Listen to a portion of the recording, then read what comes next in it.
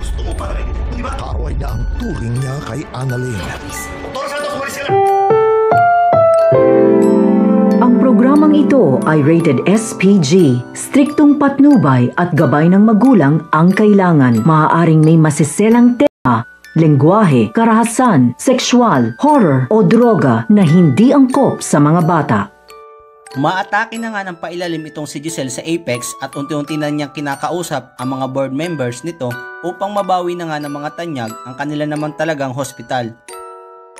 Parang timing na timing din naman ang pagbawi ni Giselle dahil unti-unti na nga nagkakalabuan sina Doc Carlos at Annalyn.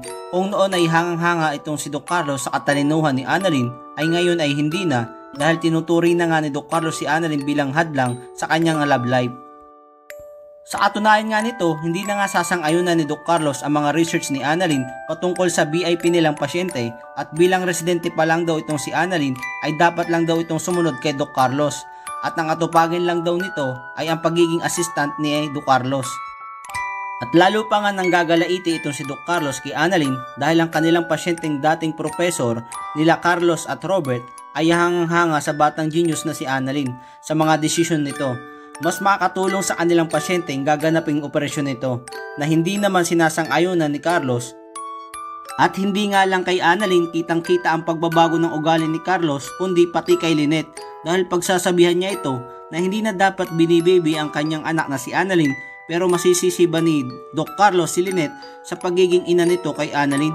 Samantala, babalaan naman ni Zoe ang kanyang inang si Moira na kailangan na nitong gumawa ng paraan upang hindi siya mapatalsik sa Apex. Kaya naman nang makita ni Moira si Giselle sa Apex ay pagsasabihan niya ito na hindi nila maaagaw ang Apex sa kanya dahil siguradong babagsak ang Apex pag nawala ito sa pamumuno ni Moira.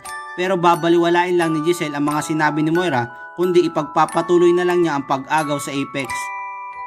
Kaya naman kung isa rin sa mga nagnanais na mapatalsik na nga si Moira sa Apex at tuluyan na nga mabawi ng mga tanyag ito ay paki-like ang video ito and don't forget to subscribe.